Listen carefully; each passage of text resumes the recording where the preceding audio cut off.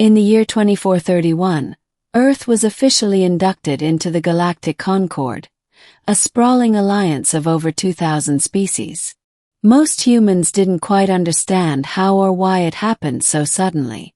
One week Earth was considered a backwater planet riddled with internal squabbles, and the next, dignitaries from across the stars were sipping espresso in Rome and learning to surf in Bali. Some suspected it had something to do with humanity's knack for adaptability, its bizarre resilience, or perhaps its stubborn refusal to die even when every rational metric suggested it should. Others believed it was just the entertainment factor. Humans were weird, and the galaxy loved weird. Ambassador Kara Miles wasn't sure which theory she subscribed to. All she knew was that she had been posted to the planetary capital of Zenthari Prime, one of the founding worlds of the Concord, and she was the only human in the entire sector. She was determined to represent Earth with dignity, professionalism, and an understanding of alien customs that far exceeded the average tourists. She had memorized the Concord's etiquette protocols, studied interspecies communication, and even spent 3 weeks in a virtual empathy matrix designed to simulate non-human sensory experiences, which made what happened in the Hall of Unity all the more mortifying. The Zenthari were an elegant race, tall, digitigrade bipeds covered in bioluminescent fur that shimmered in soft hues based on mood and status. Their tails were long, plumed, and expressive, used in communication, balance, and apparently, sacred rites Kara had not yet read about. It happened during the Diplomatic Exchange Gala, a once-in-a-decade event where species demonstrated their cultural arts. Kara, dressed in her Earth-made formal suit, military cut, black with silver trim, was doing well. She had sampled 6 kinds of star fruit, watched a Levaxian throat choir, and even participated in a traditional Krelvani gravity dance, despite vomiting a little from the disorienting inversions. And then she saw him. Ambassador Tharn of the Zenthari. Tharn was breathtaking in an alien way. His fur shimmered in aquamarine and copper as he moved through the crowd, his voice a low hum that seemed to vibrate through the air. He was one of the highest-ranking officials on the planet, a veteran of over 100 peace negotiations, and known for his stoic demeanor. Kara had been hoping to get a formal introduction for weeks, and now he was standing next to her at the refreshment sphere, reaching for the same iridescent fruit puck. Their fingers brushed. He turned. Their eyes met. His tail swayed behind him, slow and elegant. Kara, desperate to appear friendly and to make a connection, smiled and, God help her, she reached out and gently brushed the length of his tail. It was soft, incredibly soft, like silk dipped in starlight. She smiled. Sorry. I've heard so much about how expressive your tails are, and I couldn't help but. The room went silent. Silent. Tharn stared at her. His eyes went from pale gold to deep violet. His tail puffed out in alarm and then curled tightly around her wrist. She had a bad feeling. The next morning, Kara woke up to 17 missed calls from Earth's Galactic Affairs Department, a frantic text from her assistant, and the headline blinking across her datapad. Earthling performs sacred marriage rite on Zenthari ambassador. Unknowingly bonds for life. She blinked, rubbed her eyes, blinked again. There were also 38 million views on a clip of the moment, captured by an automated drone in the Hall of Unity. The top comment was simply, "She brushed the tail. She brushed the tail. Someone get this woman a cultural briefing, stat." Kara groaned and flopped back onto the bed. A voice pinged at her door. Ambassador Miles, came a calm, rich voice. She sat bolt upright. Tharn. It is I. We must talk. The bonding rite cannot be undone easily. She let him in. Tharn was wearing a formal cloak now, adorned with the ceremonial knots of his people's betrothal garb.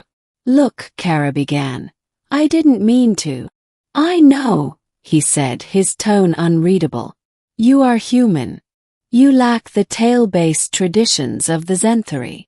Exactly.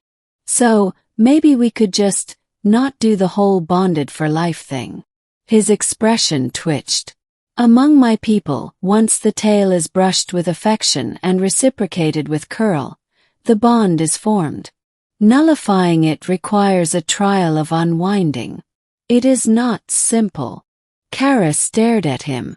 Trial of what? You must complete 3 tasks to prove the bond is a mistake. If you succeed, we are free. If you fail, I'm stuck married to you. Bonded, yes. Marriage is a crude word. She sighed. What are the tasks? Task 1. The Dream Labyrinth. Kara was plunged into a mindscape created by Zenthari neural tech. She had to navigate a series of symbolic trials that reflected her subconscious desires and fears. The labyrinth tested her resolve, self-awareness, and her unspoken thoughts about Ratharn.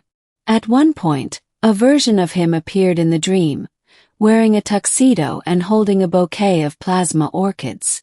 Your subconscious is oddly specific. His voice echoed through the illusion. Kara flipped him off. She passed the labyrinth, barely. Task 2. The Rite of Shared Harm. They had to experience each other's pain. Literally. Neural link established. Kara felt a small controlled burn that Ratharn endured without flinching. He, in turn, experienced the time she'd broken her arm during an ice climbing incident in the Alps. He recoiled. Your species. Why would you do that for fun? She winced. We're bad at risk assessment and love a challenge. When it was over, they sat in silence for a while. Something passed between them, understanding maybe. Respect. Task 3. The Choice of Severance. They stood in the Hall of Threads, a ceremonial chamber deep beneath Zenthari Prime. Before them floated 2 orbs. One blue, one silver. If they both touched the silver, the bond would be dissolved forever. If either touched the blue instead, the bond would be affirmed permanently. Ratharn turned to her. You may choose first.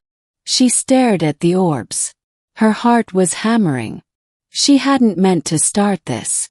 But over the last weeks, she had seen Ratharn not just as an alien diplomat but as someone who, despite everything, listened to her, respected her, fought beside her. She reached out and touched the blue. Beat of silence.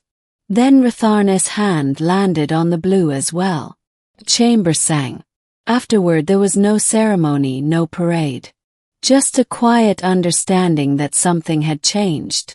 Back at the Earth Embassy, Kara sipped tea while reporters camped outside. Her assistant Juno peeked in. So, you're staying bonded? Kara smirked. Apparently I'm now a Zenthari cultural legend. Juno raised a brow. You do know what the bonding rite entails long-term, right? I read the file. Tail grooming every morning, mutual scent marking, shared political responsibilities, cohabitation. Kara grinned. Yeah, it's gonna be weird. But I like weird. There was a soft knock at the door. Ratharn entered, holding a small box. I brought you combs. For the tail grooming. Juno slipped out, muttering something about space soap operas. Kara took the combs. Thanks. Guess I better learn how to do this properly. Ratharn leaned down, his tail brushing lightly against her shoulder. It is not the brushing that matters, Kara. It is the intent behind it. She tilted her head. And what's your intent? His fur shimmered softly.